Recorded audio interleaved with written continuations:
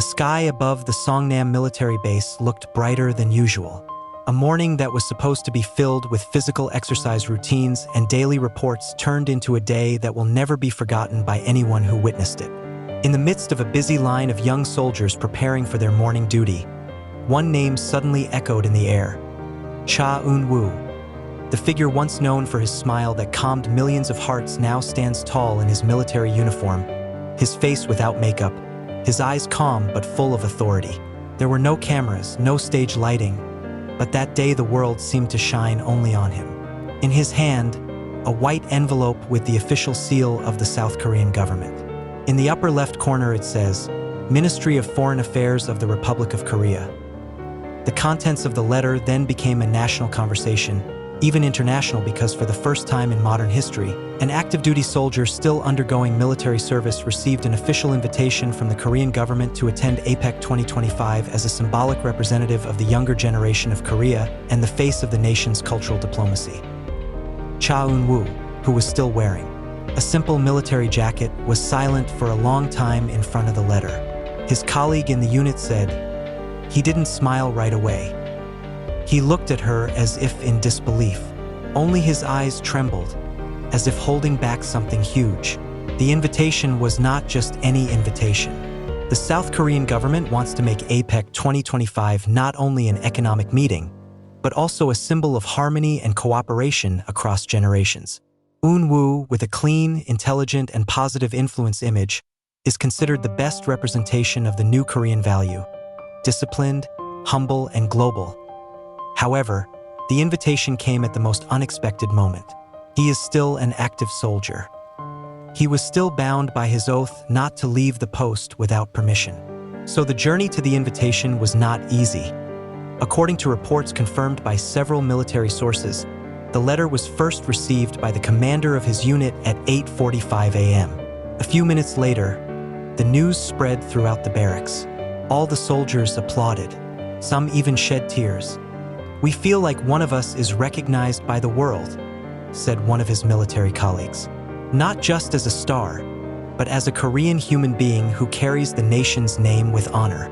Eun-woo is then taken to the administration room to receive a referral. He was asked to sign a special exit permit signed directly by a high-ranking military official. In the modern history of Korean conscription, very few names have been given such special permission. He was silent for a long time. "I knew he wanted to refuse, because he didn't want to be considered privileged," said one of the officers who witnessed the moment.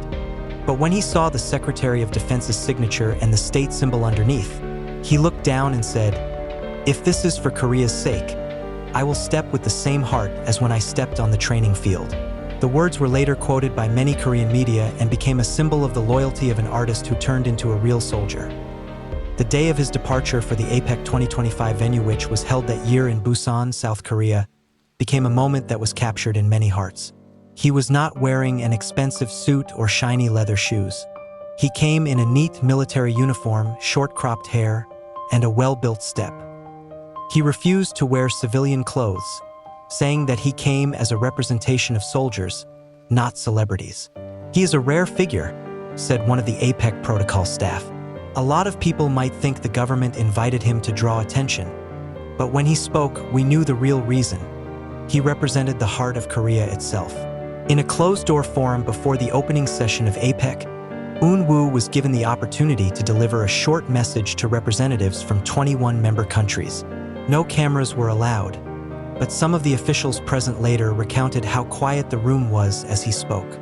As an active soldier and citizen of South Korea, he said in a calm voice, "I learned that true strength comes not from weapons or popularity, but from a determination to keep the peace with a clear heart."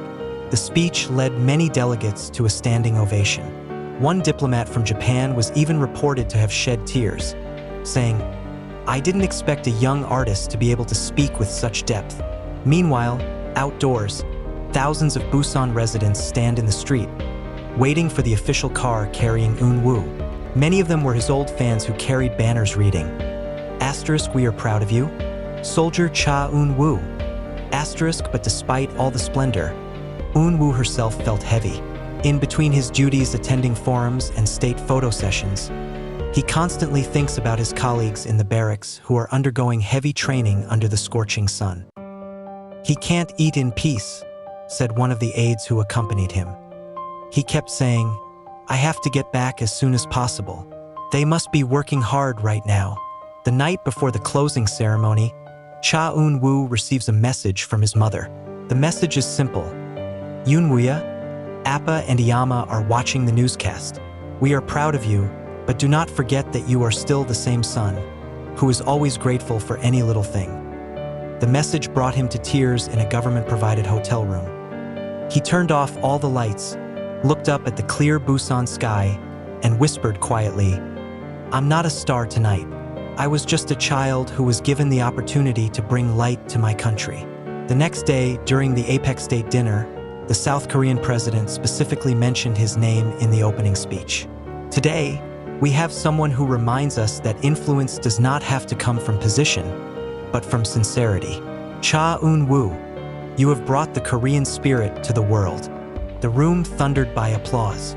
Eun-woo stood up and saluted the military, bowing his head humbly. His face looked calm, but his eyes kept the warm water that was about to fall. After the event ended, several world leaders approached him. The representative of the United States briefly spoke with him, saying that his little speech had touched many young hearts around the world, while the Canadian Prime Minister praised his discipline, calling him an icon of harmony between culture and responsibility. However, Eun-woo doesn't let the compliments stay in her for long. After 2 days of service, he asked permission to return to his unit without delay. He refused the government's offer to stay longer. "I don't want my colleagues to think I'm privileged," he said emphatically. And true, when he returned to the military base, the atmosphere was like a hero's welcome. The entire line of soldiers applauded. Some even shouted his name. But Eun-woo just looked down and smiled a little. He returned to his seat without saying much. "What is remarkable about him," said his commander, "is not that he was invited to APEC, but that he returned without changing a bit. He kept eating with us, marching with us, washing his own equipment, and even asked for additional punishment for being absent from morning exercises." His story then spread throughout the world, from Asia to Europe. Many international media wrote about the soldier who spoke peace. A few weeks after that, the Korean government received many letters from young people in various countries saying that they were interested in learning about Korea because of Cha Eun-woo. In fact, UNESCO sent a symbolic letter of appreciation for his contribution in introducing the value of peace and integrity amid military service. Despite all of this, Eun-woo remained silent. He refused all interviews, refused any privileges, and continued his life in the barracks as before. A young soldier once said, "Every night after the evening apple, he used to sit by the window, stare at the stars, and write something in his little notebook. We do not know what it contained, but perhaps it was his little prayers for peace." And when one of the soldiers asked why she didn't feel proud of such a big invitation, Eun-woo simply replied with a gentle smile, "Proud to be, but don't forget, this devotion is not finished yet."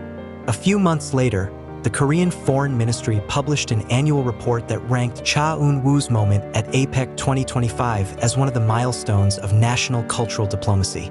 In the report, it is written, "In a world hungry for fame, one young warrior taught me that sincerity is the greatest power of all." Now, despite the passage of time, the story lives on. Many young Koreans regard Eun-woo as a symbol that calmness and discipline can be a true form of good looks. Not just a handsome face, but a heart that dares to maintain calm. And at every APEC commemoration since then, there has always been one symbolic empty chair set up, called the Korean Spirit Chair.